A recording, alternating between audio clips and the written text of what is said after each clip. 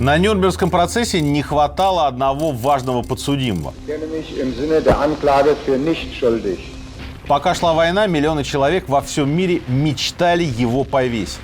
Речь идет о Гитлере. Добраться до него, до человека, который развязал Вторую мировую, это была мечта как политиков в кабинетах, так и простых солдат в окопах. Казалось, что это будет первое, что будет сделано после победы. Но фюреру Третьего рейха удалось ускользнуть.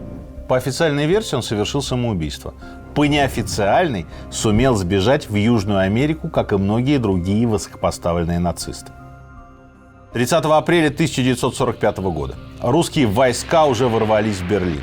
Идет штурм Рейхстага. Гитлер уже понимает, все кончено. Он уже написал завещание. Он знает, что изуродованное тело его союзника Муссолини партизаны вывесили на площади вместе с телом любовницы. Причем повесили за ноги. Конечно, Гитлер понимает, что его ждет такая же судьба, если не хуже. Он хочет уйти из жизни на своих условиях. Его последнее укрытие – так называемый фюрер-бункер. Это комплекс подземных сооружений в саду рейхсканцелярии на 5-метровой глубине. Нацистская элита прячется здесь уже 4 месяца.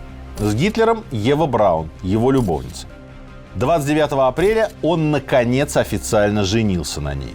А 30-го в 14:30 они запираются в кабинете бункера. Через некоторое время там их находит камердинер, находит мертвыми. Официальная хронология событий до и после самоубийства Гитлера установлена до минут. Есть свидетельства участников и очевидцев.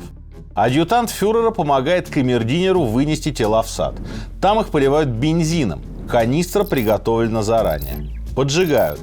Первая попытка поджечь трупы не удается. Тогда приносят факел, свернутый из каких-то уже ненужных бумаг и документов. Неподалеку то и дело падают снаряды.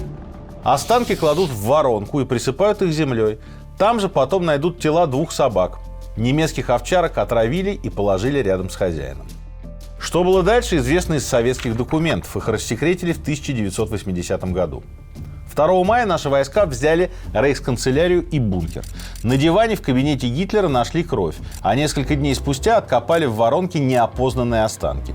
Их отправили на экспертизу. И по фрагментам челюстей и черепа установили личности – Адольф Гитлер и Ева Браун. А дальше начинается нечто странное. Останки несколько раз перезахоранивают и, наконец, полностью уничтожают.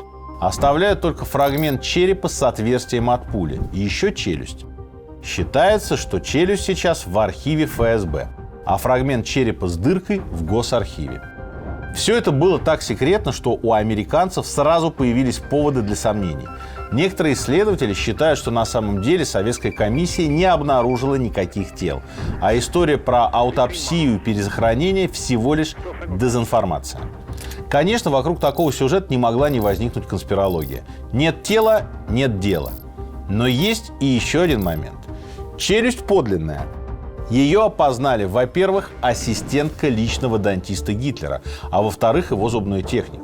Окончательно вопрос закрыли французские судмедэксперты в 2018-м. Сравнили челюсть с рентгеновскими снимками Гитлера за 1944 год. Что касается черепа, то вокруг него как раз немало домыслов. Говорится, что лобная кость слишком тонкая для взрослого мужчины. Получается, что либо Гитлер был женщиной моложе 40 лет, либо череп не его. Да и в целом банальная гибель такой масштабной исторической фигуры многим казалась невероятной. Как так? Застрелился и что, на этом все? Но если Гитлер не мертв, то чьи останки нашли в воронке возле рейхсканцелярии? И куда делся сам фюрер Третьего рейха? Потсдамская конференция, июль 1945 года. Иосиф Виссарионович Сталин и госсекретарь США Джеймс Бирнс беседуют в неформальной обстановке. Оба стараются держать непринужденный тон беседы. Бирнс спрашивает: «Так что же с Гитлером? Покончено?» Сталин отвечает: «Он не умер, сбежал. В Испанию или в Аргентину». Бирнс позже передал этот диалог в своих мемуарах. Он не уточнил, шутил Сталин или говорил серьезно. Спустя 7 лет президент Дуайт Эйзенхауэр признает, что США не удалось найти надежных доказательств гибели Гитлера и предположит, что фюрер все-таки ускользнул из Берлина. Каждая из сторон хранит информацию о своих расследованиях под грифом «секретно». А где недосказанность, там слухи, домыслы и конспирология. Еще один аргумент в пользу конспирологов – существование так называемых крысиных троп, тайных маршрутов бегства нацистов. Эти маршруты организовывал Ватикан. Так сбежали многие военные преступники. Например, доктор смерть Ариберт Хайм, который пытал заключенных в концлагере Маутхаузен. Он прожил безмятежную жизнь в Каире под именем Тарик Фарид Хусейн. Йозеф Менгеле, ангел смерти из Освенцима, и архитектор Холокоста Адольф Эйхман. Они сбежали в Южную Америку и жили там вполне комфортно. Если это получилось у них, то почему не могло получиться у Гитлера? Есть несколько основных конспирологических версий о судьбе Гитлера. У всех общий сюжет. Гитлеру удалось сбежать, и он умер своей смертью вдали от родины. Но в остальном теории ходят самые разные. От прозаических до потрясающе безумных. Например, есть такой вариант. Гитлер сбежал, а в бункере вместо него погиб двойник. Основанием была странная находка в саду рейхсканцелярии. Там нашли труп с пулевым отверстием во лбу и с узнаваемыми усами. Погибшего опознали. Это был Густав Веллер, который, по некоторым свидетельствам, действительно работал двойником фюрера. Конспирологи предполагают, что таких людей с усами-щеточкой было несколько. И ссылаются в качестве доказательства на книгу «Странная смерть Адольфа Гитлера». Эту книгу издали в Америке еще в 1939 году. Анонимный автор, якобы нацистский офицер, утверждал, что настоящего Гитлера отравили еще в 1938-м, и с тех пор его заменяли 4 двойников на разные случаи жизни.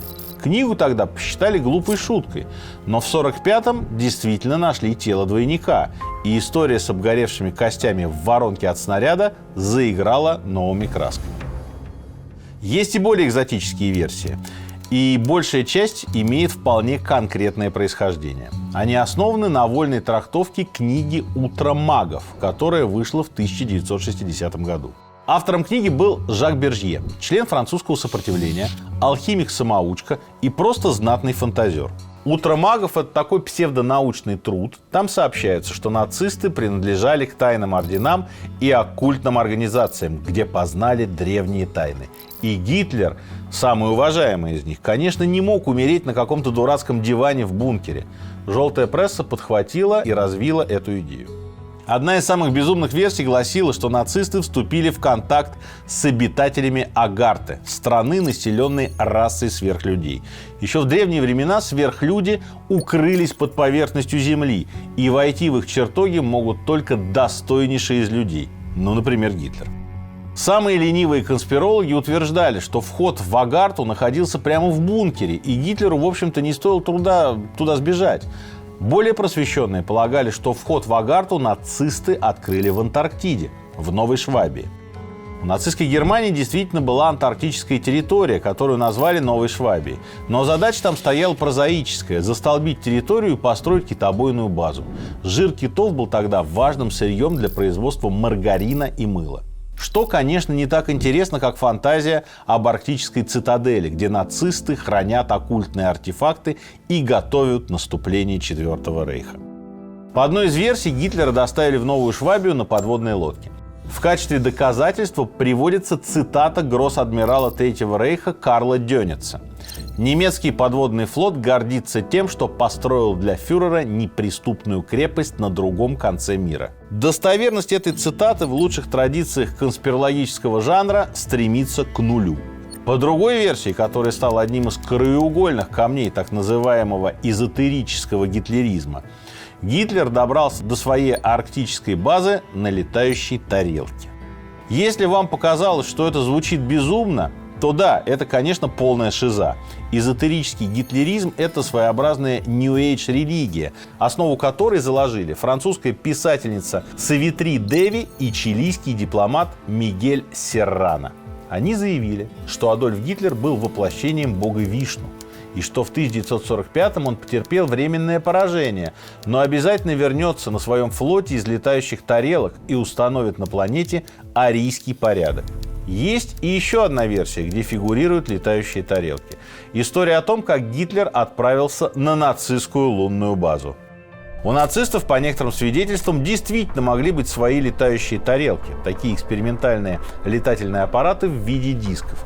Об этом, в частности, говорил Джузеппе Беллуццо, бывший член правительства Муссолини, и некоторые менее известные немецкие инженеры. Кроме того, как мы знаем из книги «Утро магов», нацистская верхушка обладала тайными знаниями.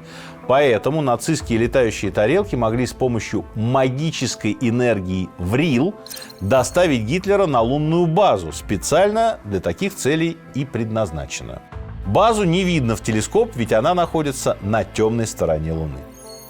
Увы, первое упоминание нацистской лунной базы – это фантазия писателя Роберта Хайнлайна из его раннего рассказа.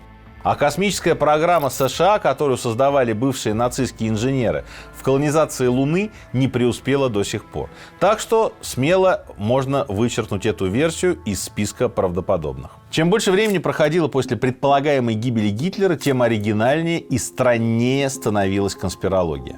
Но лишь одна из версий заслуживала пристального внимания. Гитлер, как и многие нацисты, мог сбежать в Аргентину. И, как многие нацисты, мог прожить там долгую и счастливую жизнь.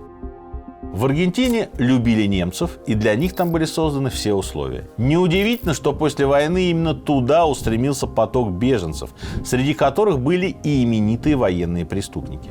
Часть из них была полезна западным странам в качестве специалистов, а часть просто захватила с собой большие деньги. Активное участие во встрече дорогих гостей принимал президент Аргентины Хуан Перон. Советский Союз имел на руках доказательства гибели Адольфа Гитлера и поэтому не занимался его поисками. Тем не менее, ЦРУ и особенно ФБР проводили расследование наиболее достоверных свидетельств. Документы рассекретили относительно недавно, к восторгу конспирологов. Одно из первых известных сообщений – история об Адольфе Шуттельмайоре. Архивное дело состоит из одной фотографии и одного короткого отчета информатора ЦРУ. В 1955 году агент познакомился с неким Филиппом Ситроеном, который представился бывшим эсэсовцем. Ситроен хвастался чудесным знакомством с самим Гитлером, который теперь проживает в Аргентине под вымышленным именем. Информатор не поверил. Тогда Ситроен принес ему фотографию. На ней он сидит рядом с пожилым мужчиной с узнаваемыми усами и прической. На обратной стороне карточки было имя – Адольф Шуттельмайор. Судя по отчету, агенту ЦРУ не удалось найти никаких зацепок. И дело закрыли. Гораздо более интересные документы достались конспирологам после того, как свои данные рассекретила ФБР. В июле 1945-го информатору ФБР стало известно о мужчине, который представился сотрудником аргентинского правительства. Дипломат утверждал, что был одним из 4 людей, которые встречали Гитлера и его свиту на аргентинском берегу. Он согласился рассказать историю полностью, в обмен на гарантию, что его не выдадут в Аргентину, где как раз произошел государственный переворот. Картина выходила следующая. Всего через пару недель после взятия Берлина в Аргентину прибыли 2 подводные лодки. На борту находилось около 50 человек, элита национал-социалистической партии Германии. Среди них особенно выделялся мужчина лет 55. Его сопровождала женщина, очевидно, жена, и несколько официальных лиц. Мужчина жаловался, что за время путешествия у него обострилась астма и язва желудка. Над верхней губой видна была щетина от небрежно сбритых усов характерной формы. Информатор утверждал, что опознал в нем Адольфа Гитлера. Делегацию посадили на лошадей и отправили в ближайший город. Источник сообщал, что ему известно, где проживал Гитлер и 2 его двойника. Это был дом в глубинке, где за потайной дверью скрывался проход в бункер. Информатор обещал рассказать еще много подробностей, но бесследно пропал, оставив ФБРовцам только расплывчатые описания и теории, которые были ничем не лучше статей из желтой прессы. В заключительном отчете для Гувера агент приходит к выводу, что нельзя исключать побег Гитлера и Евы Браун из Берлина за день до того, как в город вошли русские войска. Однако, по его мнению, Аргентина была маловероятным вариантом. Фюрер не знал иностранных языков, и ему было бы сложно не привлечь к себе внимание в Южной Америке. Более вероятным направлением агент считал Швейцарию. Рассматривали в ФБР такой вариант или нет, пока неизвестно. Поиски следов Гитлера в Южной Америке продолжаются до сих пор и уже давно перешли границы Аргентины. На роль последнего пристанища Гитлера теперь претендуют Бразилия, Парагвай и Чили. Вероятно, будут искать и на Луне. Ну, когда доберутся.